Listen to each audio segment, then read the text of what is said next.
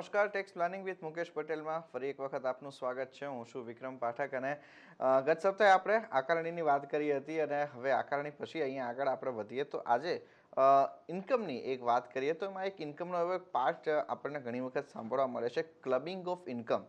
તો આ clubbing of income શું છે, એ કેવી રીતના ગણતરી કરવામાં આવે છે અને આ ક્લબિંગ ઓફ ઇન્કમના ફાયદા ગેરફાયદા શું છે તેના વિશેની આજે આપણે ચર્ચા કરીશું. આપણી સાથે આ ચર્ચા કરવા માટે જોડાશે 4 દાયકાથી કરવેરા ક્ષેત્રના નિષ્ણાંત મુકેશભાઈ પટેલ. મુકેશભાઈ, સ્વાગત છે આપનું સીએનબીસી બજારમાં. હવે અહીંયા એક ક્લબિંગ ઓફ ઇન્કમનો એક શબ્દ આપણને જાણવા મળે છે. આવકવેરા કાયદાની અલગ અલગ પરિભાષાઓમાં આ એક શબ્દ એવો છે કે જે ઘણા કરદાતાઓને ક્યારેક સાંભળવા મળ્યો છે કે એમની કોઈ ઇન્કમ ક્લબ થઈ ગઈ છે કે આવું થયું છે. પણ હવે આની જોગવાઈઓ શું હોય છે, આ કેવી રીતના ગણતરી કરવામાં આવતી હોય છે? સૌ પ્રથમ તો વિક્રમ, આપણે એ સમજવું જરૂરી છે કે આ ક્લબિંગ ઓફ ઇન્કમ એ શું છે અને એનો હેતુ શું છે. હવે ક્લબિંગ ઓફ ઇન્કમ એટલે આજે સામાન્ય રીતે આપણે જાણીએ છીએ કે આ આવકવેરાના કાયદા હેઠળ જેની આવક હોય એના જ હાથમાં એની આવકની આકારણી થવી જોઈએ. પરંતુ કેટલાક વિશેષ સંજોગોમાં જો મારી આવક હોય પરંતુ એ અન્ય કોઈની આવકમાં ઉમેરાવાને પાત્ર ગણાય, નિયત શરતો ને નિયમોને આધીન, તો આવી જે જોગવાઈઓ છે એને ક્લબિંગ ઓફ ઇન્કમની જોગવાઈઓ ગણવામાં આવે છે અથવા એને that is how it is described. હવે આનો હેતુ એ છે કે આજે આવકવેરાની જવાબદારીમાંથી છટકવા માટે, જે સામાન્ય રીતે એક કુટુંબની અંદર એમ સમજો કે પતિ ને પત્ની બે એના મુખ્ય સભ્યો છે. પત્ની છે ગૃહિણી છે અને પતિને ઘણી બધી આવક છે અને એની પાસે મોટી એની મૂડી કે સંપત્તિ છે. તો પતિ એમ કહે કે ભાઈ હું 50 લાખ રૂપિયા હું મારી પત્નીને ગિફ્ટ કરી દઉં કે જેથી એની વ્યાજની આવક એ હવે મારી નહીં ને મારા પત્નીની ગણાય, કે જેથી અમને, કારણ કે આપ જાણો છો એમ સ્લેબ રેટ્સ છે, તબક્કાવાર ટેક્સ ગણાય છે, એટલે મને ટેક્સનું ભારણ ઓછું થાય ને મારા વાઈફના કેસમાં એ ઇન્કમ શિફ્ટ થઈ જાય. પરંતુ આ પ્રકારનું ન થાય એ હેતુસર આ વિશેષ ક્લબિંગની જોગવાઈઓ, એટલે કે આવકવેરાની જવાબદારીમાંથી છટકવા માટે, ટેક્સ એવોઇડન્સ માટેની જે કેટલીક યોજનાઓ કરવામાં આવે એ ન અમલી થઈ શકે અથવા તો એ સફળ ન થાય એ હેતુસર આ ક્લબિંગ ઓફ ઇન્કમની જોગવાઈઓ રાખવામાં આવી છે. સાથે જ અહીંયા એક બીજો મુદ્દો પણ આ સંદર્ભમાં જાણવા માંગીશું કે જ્યારે પણ કોઈ વ્યક્તિ હોય એમના પોતાના નજીકના સગાને કોઈ બક્ષિસ આપી હોય, ગિફ્ટ આપી હોય, તો એવા કિસ્સાની અંદર ક્લબિંગની જોગવાઈ કેવી રીતના થતી હોય છે? વિક્રમ, આ તમારો ક્લબિંગના સંદર્ભમાં જે પહેલો પ્રશ્ન છે ઇઝ વેરી સ્પેસિફિક અને સચોટ છે.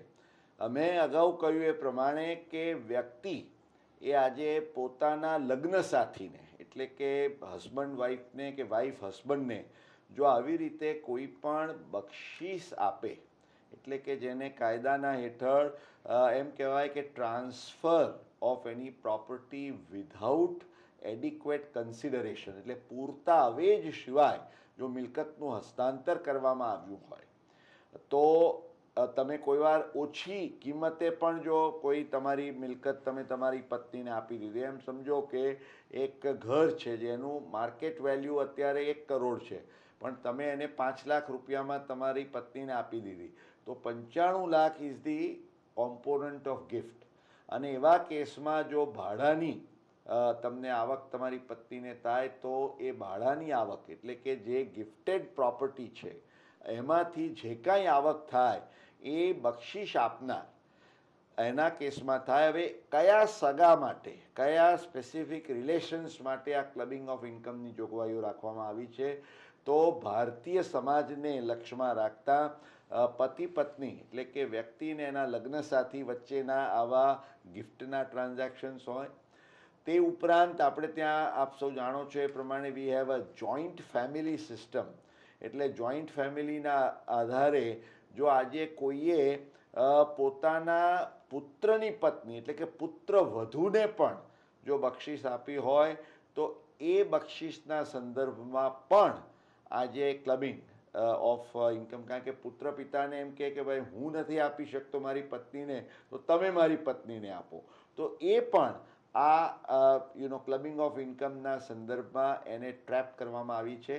અને નોટ ઓનલી ડાયરેક્ટ પણ ઇવન ઇનડાયરેક્ટ હોય જે આજે એને પણ આ હેતુસર કવર. એટલે આજે દાખલા તરીકે તમે સીધી બક્ષિસ આપવાને બદલે કોઈ ટ્રસ્ટ બનાવ્યું હોય કે આડકતરી રીતે તમે બક્ષિસ કરી હોય તો એને પણ આ ક્લબિંગ ઓફ ઇન્કમની જોગવાઈમાં વિક્રમ ગણી લેવામાં આવે છે.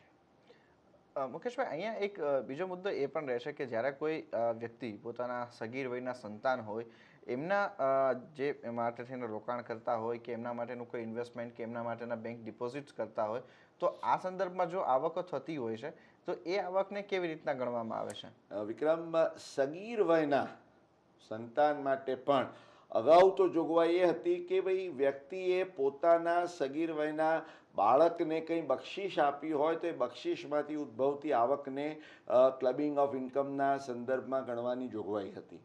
પણ ત્યાર પછી એમણે એનો વ્યાપ વધુ વિસ્તારીને એવી જોગવાઈ કરી કે સગીર વયના બાળકને ઉદ્ભવતી કોઈ પણ આવક, એટલે કે આજે એ બાળકને આજે તમારા કોઈ મિત્રએ બક્ષિસ આપી હોય કે એમાંથી પણ આવક ઉદ્ભવે તો એ પણ જે માતા કે પિતા બેમાંથી જેની આવક વધુ હોય, જ્યાં સુધી એ સંતાન સગીર વયનું હોય ત્યાં સુધી એ સગીર વયના સંતાનની જે કોઈ આવક હોય તે આવક એના માતા કે પિતાના કેસમાં ઉમેરવામાં આવે.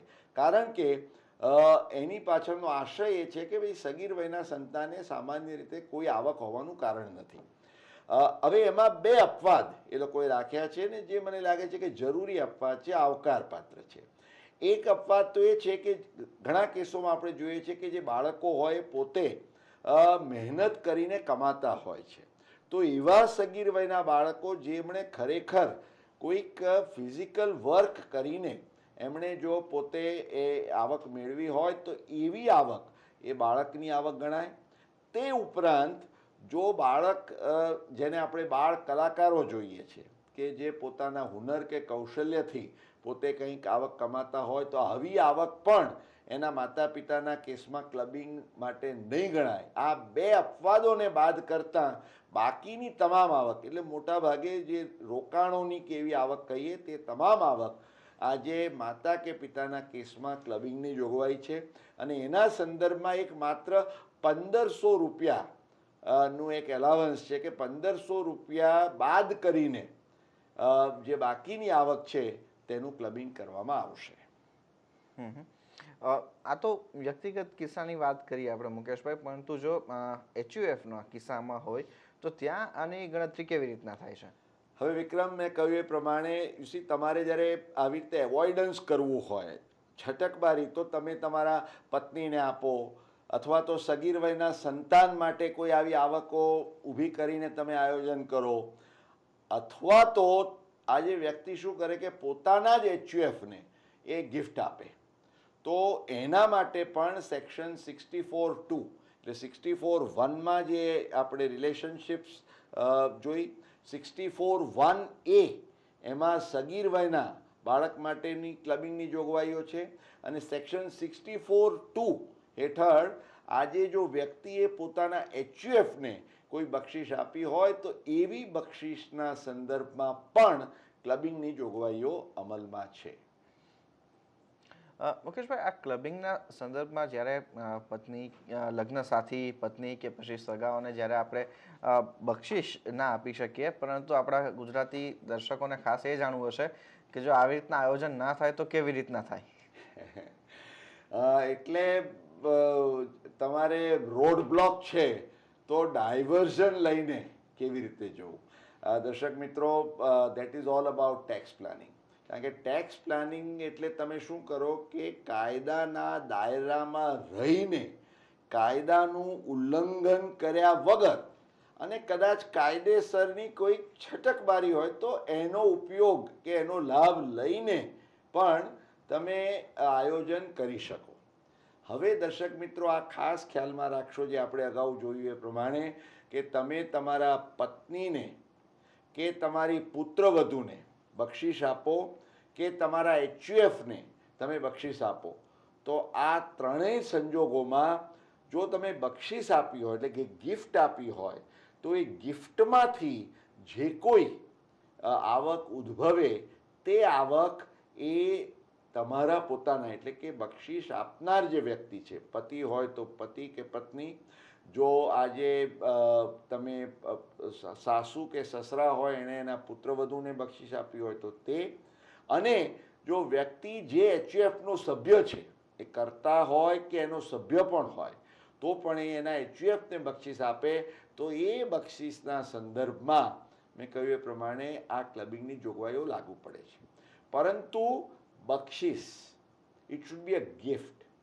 હવે તમારે આ જ સિચ્યુએશનમાં એમ સમજો કે તમારી પાસે આજે 25 લાખ રૂપિયાની ફાજલ મૂડી છે, તમે નિવૃત્ત થયા, તમને જે તમારું પીએફ ગ્રેચ્યુટી વગેરેની રકમ મળી, આજે એમ સમજો કે 1 કરોડ રૂપિયા મળ્યા, 75 લાખ રૂપિયાની રોકાણ તમે તમારામાં કરવા માંગો છો, તમને પેન્શન મળવાનું છે એટલે 10 લાખ રૂપિયા સુધીના સ્લેબમાં રહીને you want to plan for your self. પણ બીજા 25 લાખ રૂપિયા તમને એમ થાય કે ભાઈ મારી પત્નીના કેસમાં એને કોઈ આવક નથી અને હું એને આપું તો એ જો રોકાણ કરે ને એના 2.5 લાખની અંદર થાય તો એને કોઈ ટેક્સ ભરવો ના પડે, મને 30% સ્લેબમાં ટેક્સ લાગે છે. તો આ કેસમાં શું થાય? તો દર્શક મિત્રો, તમારે તમારા પત્ની કે તમારા એચયુએફ કે પુત્રવધૂના કેસમાં જો આવકનું નિર્માણ કરવું હોય without getting into the trap of clubbing provisions, ક્લબિંગની જોગવાઈઓ નડે નહીં એ રીતે, તો તમે શું કરશો? તમે એમને લોન આપી શકો. નાઉ પ્લીઝ અન્ડરસ્ટેન્ડ, તમે જ્યારે કોઈને લોન આપો અને પ્રશ્ન તમારા મનમાં એ થાય કે વગર વ્યાજે લોન આપી શકાય? ચોક્કસ આપી શકાય.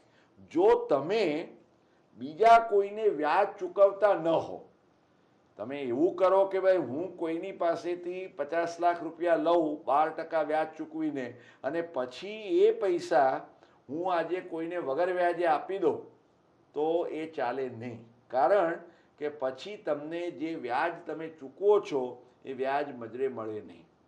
પરંતુ જો તમારી પોતાની મૂડી હોય, આજે અનેક કાનૂની ચુકાદાઓમાં એ સ્પષ્ટપણે કહેવામાં આવ્યું છે, કારણ કે ઘણીવાર આકારણી અધિકારીઓ દ્વારા શું કરવામાં આવે કે આવી રીતે તમે તમારા જ કોઈ સ્વજનને એટલે કે તમારા પત્નીને કે તમારી પુત્રવધૂને કે તમારા એચયુએફને તમે વગર વ્યાજે જો લોન આપી હોય તો એ લોકો શું કરે કે ભાઈ આનું કાલ્પનિક વ્યાજ ગણીને એ અમે તમારામાં ક્લબ કરીએ.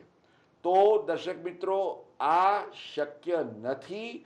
એ બાબતે અનેકવિધ કોર્ટના ચુકાદાઓ છે, એ ખ્યાલમાં રાખશો. ઓકે, ત્યારે જ આ ચર્ચાને આગળ વધારીશું અને દર્શકોના પ્રશ્નોના જવાબ પણ આપીશું, પરંતુ એ પહેલાં અહીંયા સમય થયો છે એક બ્રેકનો.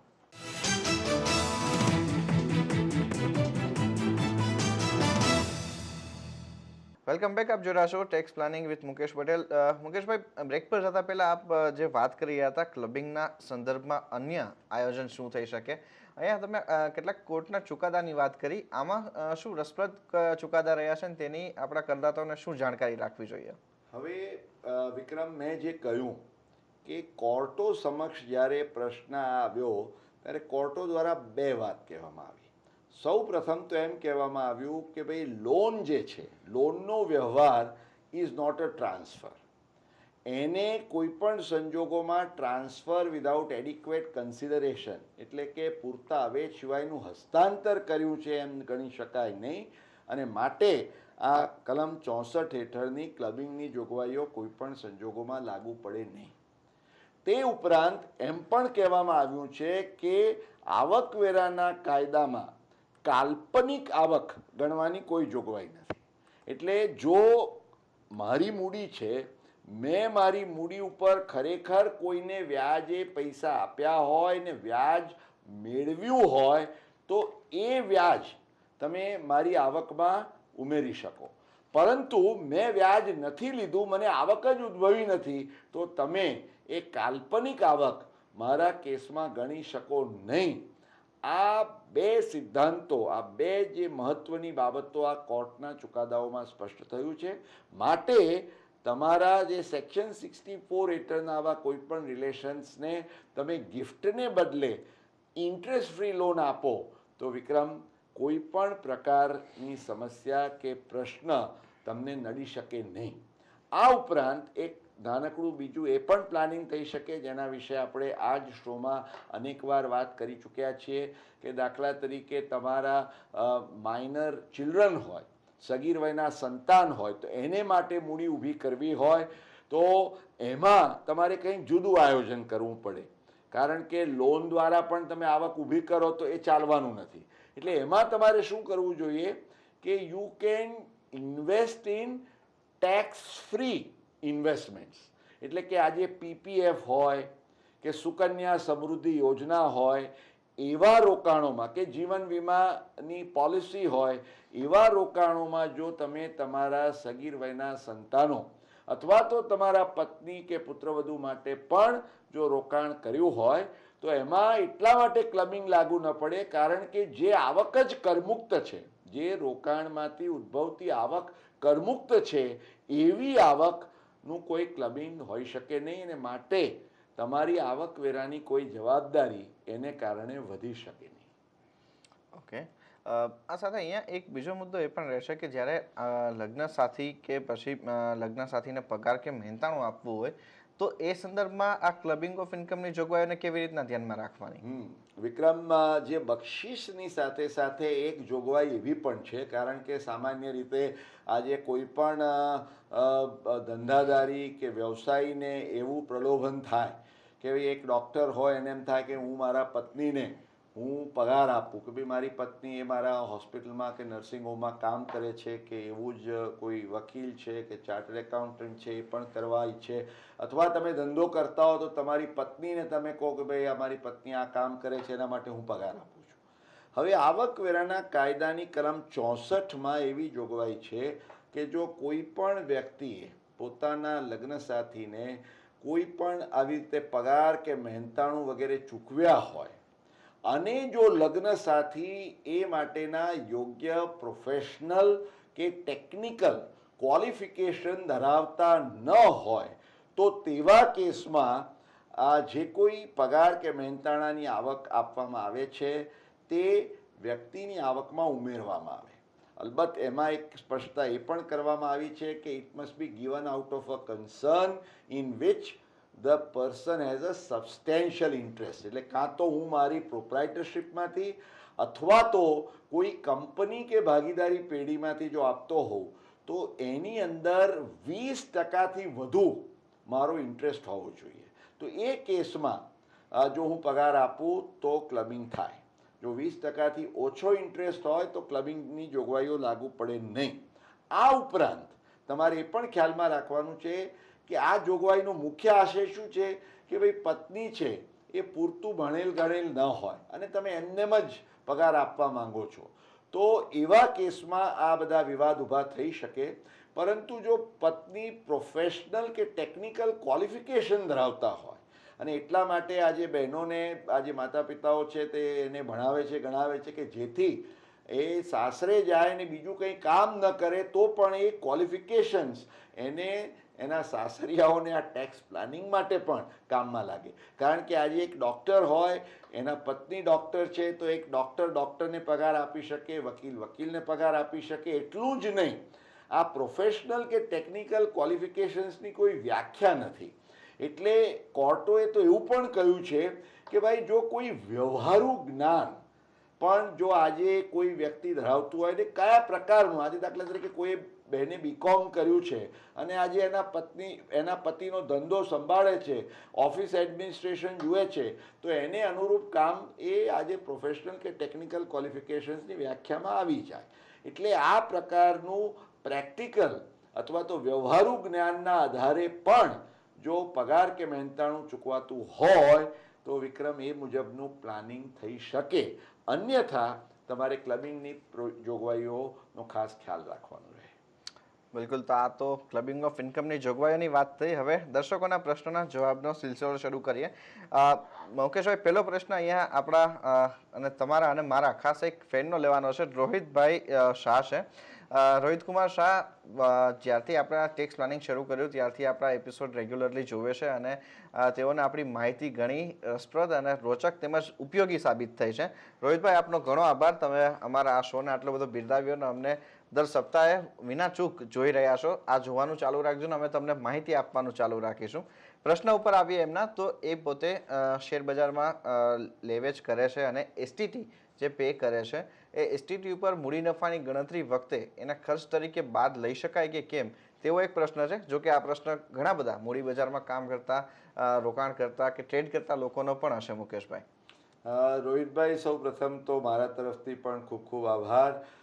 તમારા જેવા અનેક મિત્રોનો ખૂબ અમને ઉમળકાભેર પ્રતિસાદ મળતો રહ્યો છે. વિક્રમ, આ તબક્કે હું એક આપણા દર્શક મિત્રોને ખાસ આગ્રહભરી વિનંતી કરવા માગું છું કે આપના પ્રશ્નો આપ જ્યારે મોકલો, ઈમેલથી મોકલો અથવા તો ફોન ઉપર SMS કે વોટ્સએપ દ્વારા મોકલો, તો એ પ્રશ્નની સાથે તમારું નામ ખાસ જણાવશો. કારણ કે ફોનથી ઘણીવાર SMS કે જ્યારે વોટ્સએપ તમે કરો છો ત્યારે તમે જો નામ ન લખ્યું હોય તો તમારા પ્રશ્નોને એટેન્ડ કરવાનું અઘરું બને છે.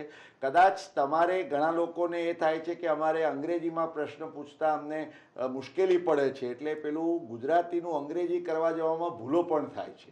પરંતુ હવે તો વોટ્સએપ છે, તો તમે પ્રશ્ન ગુજરાતીમાં લખીને એનો ફોટો પાડીને વિક્રમ, દર્શક મિત્રો એ આપણને વોટ્સએપ દ્વારા પણ એઝ ઇટ ઇઝ ગુજરાતીના લખાણ સાથે મોકલી શકે, તો એને અમારે જવાબ આપવાનો વધારે સરળ અને અનુકૂળ થઈ પડે.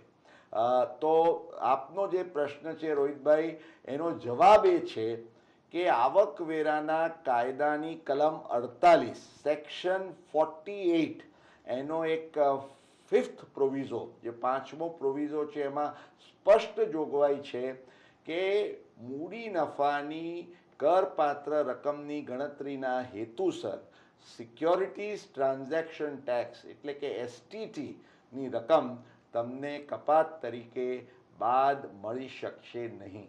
એટલે કાયદામાં જ જ્યારે આ સ્પષ્ટ જોગવાઈ છે ત્યારે તમે એનો લાભ લઈ શકશો નહીં. અલબત્ત જે કાંઈ અન્ય ખર્ચ, જરૂરી ખર્ચ છે, આજે દાખલા તરીકે તમે દલાલી ચૂકવો છો તો એ બ્રોકરેજ તમને બાદ મળી શકે. કોઈ કેસમાં તમારે સ્ટેમ્પ ડ્યુટી ભરવી પડી હોય, હવે તો ડીમેટમાં એ નથી, પરંતુ અન્યથા હોય તો એ પણ તમે બાદ લઈ શકો છો. તો હસ્તાંતર માટે, ટ્રાન્સફર માટે જરૂરી ખર્ચ તમે ચોક્કસ બાદ લઈ શકો છો, પરંતુ એસટીટી આ કાયદાકીય જોગવાઈ હોવાને કારણે તમને બાદ મળી શકતા નથી. ઓકે, ધીરજ, વધુ એક દર્શકનો પ્રશ્ન છે કમલેશભાઈ સોનીનો. એમનો પ્રશ્ન એ રીતના છે કે એ પોતે 30% ટેક્સ બ્રેકેટમાં આવે છે અને એમનો પુત્ર જે છે તે 20% ટેક્સ બ્રેકેટમાં આવે છે. હવે તેમને 30 લાખ રૂપિયાની રકમનું એક ઘર ખરીદવું છે અને આ ઘર ખરીદવા માટે તેમને લોન પણ લેવી છે. તો એમાં લોનનું કેવી રીતના આયોજન કરવું જોઈએ? એમને પોતાના એકના નામે લેવી જોઈએ કે એમનો અને એમના પુત્રનું બેયનું સાથે જો જોઈન્ટ કરે તો તેમને એક સારો બેનિફિટ થઈ શકે? અને સાથે એમનો એ પણ એક પ્રશ્ન છે કે હવે આ મકાન ખરીદ્યા પછી જ્યારે એને મકાન ભાડા ઉપર મૂકે છે તો વ્યાજની જો કર કપાત તે લેતા હોય તો ભાડાની આવક જે છે તેને લઈને કોઈ મુશ્કેલી થાય કે નહીં? કમલેશભાઈ, સૌ પ્રથમ તો તમારો જે પ્રશ્ન છે ખૂબ રસપ્રદ છે. કારણ કે તમે 30 લાખ રૂપિયાની લોન લેવા માગો છો. સામાન્ય રીતે અત્યારે લગભગ 10%નું વ્યાજ જે પ્રિવેલિંગ છે એ ગણતા તમારે વર્ષે 3 લાખ રૂપિયા ચૂકવવાના થાય. હવે આપ જાણો છો કે આવકવેરાના કાયદાની કલમ 24 હેઠળ મહત્તમ 2 લાખ રૂપિયાનું વ્યાજ કપાત તરીકે બાદ મળી શકે છે સેલ્ફ ઓક્યુપાઈડ હાઉસ, સ્વમાલિકીના મકાનના સંદર્ભમાં. તો તમે તમારો જે વિચાર છે કે તમારા પુત્રની સાથે જો આ લોન જોઈન્ટલી લો, અને એવું જરૂરી નથી કે તમે અડધી જ કરો, તમારા કેસમાં 2 લાખ રૂપિયાનું વ્યાજ તમે લઈ શકો કારણ કે તમે 30%ના સ્લેબમાં છો. એ રીતે આયોજન કરો કે સમજો કે તમે 60 કે 65% જેવી રકમ તમારા કેસમાં લો કે જેથી તમને પૂરેપૂરું 2 લાખ રૂપિયાનું વ્યાજ બાદ મળે. તમે 30%ના બ્રેકેટમાં એનું ડિડક્શન લો અને બાકીનું જે લાખ રૂપિયા કે એનાથી ઓછી રકમનું જે વ્યાજ હોય તે તમને તમારા દીકરાના કેસમાં મળે, જેનો 10%નો સ્લેબ છે, સોરી 20%નો સ્લેબ છે, પણ you know it will be balanced. આ સાથે તમારો જે એક બીજો પ્રશ્ન છે તે એ છે કે ભાડે આપવામાં આવે તો એકચ્યુઅલી જો આ મકાન તમે ભાડે આપો તો એ ભાડાની આવકમાંથી સંપૂર્ણ રકમ વ્યાજની, કારણ કે એમાં આ 2 લાખ રૂપિયાની કોઈ મર્યાદા તમને નડતી નથી અને માટે તમે સંપૂર્ણપણે એ કપાતનો લાભ લઈ શકો. ઓકે, ત્યારે જ મુકેશભાઈ, સમય થોડો ઓછો છે, પણ એક દર્શકનો પ્રશ્ન છે પુરુષોત્તમભાઈ પરમારનો. એમનો પ્રશ્ન એ છે કે એમની પુત્રી એનઆરઆઈ છે અને એમને એમની પુત્રીના મ્યુચ્યુઅલ ફંડમાં જે રોકાણ કર્યું છે એના ઉપર ડિવિડન્ડની આવક થાય છે, તો એના ઉપર કરપાત્રતા શું રહેશે? અને સાથે જ તેમનું એનઆરઓ અને એનઆરઈ એકાઉન્ટ છે અને તેમની આવક 1.5 લાખ રૂપિયા કરતાં પણ ઓછી છે અને એના ઉપર ટીડીએસ થયું છે, તો એ રિફંડ લેવા માટે એમને શું પ્રોસેસ કરવાની રહેશે? પુરુષોત્તમભાઈ, સમય ઓછો છે, પણ તમારો જવાબ લઈએ તો બુલેટ પોઈન્ટ્સ. ફર્સ્ટલી, તમારે કયું રિટર્ન ભરવું? તો ITR-2. એ કારણ કે તમારી આવક જે છે તમારી પુત્રીની, એમાં ITR-2માં આ તમામનો સમાવેશ થઈ જાય. તમારે જે એનઆરઈ એકાઉન્ટનું વ્યાજ છે એ દરેક રિટર્નની હેઠળ કરમુક્ત આવક દર્શાવવા માટેનું એક સેપરેટ શિડ્યુલ હોય છે. એની અંદર તમે એનઆરઈ એકાઉન્ટ જે સેક્શન 10 સબસેક્શન 4 હેઠળ સંપૂર્ણપણે કરમુક્ત છે ત્યાં બતાવી શકો. અને ચોક્કસ તમને રિટર્ન ભરવું ગમે, કારણ કે તમારે પેલું એનઆરઓ અકાઉન્ટનું જે રિફંડ છે તે લેવાનું છે. અને મ્યુચ્યુઅલ ફંડનું જે ડિવિડન્ડ તમને મળ્યું છે તે કલમ 10(35) હેઠળ કરમુક્ત છે. એનો જો કોઈ લોંગ ટર્મનો ગેઇન હોય ને ઇક્વિટી ઓરિએન્ટેડ ફંડ હોય તો એ કલમ 10(38) હેઠળ કરમુક્ત છે. એટલે આટલી જોગવાઈઓને લક્ષ્યમાં રાખીને તમે તમારું રિટર્ન ભરો તો કોઈ પણ મુશ્કેલી રહેશે નહીં. ઓકે, તો આ સાથે જ અહીંયા આપણા દર્શકોના સમસ્યાનું સમાધાન તો આવી ગયું છે. મુકેશભાઈ, ઘણો આભાર આપનો સમય ફાળવી અહીંયા અમારી સાથે જોડાયા અને આ સમગ્ર વિગતો આપી એ બદલ. અને સાથે જ અત્યારે ટેક્સ પ્લાનિંગ વિથ મુકેશ પટેલમાં બસ આટલું જ. આગળ વધુ સમાચારો અને અપડેટ્સ માટે થઈને આપ જોડાયેલા રહો CNBC બજાર સાથે. નમસ્કાર.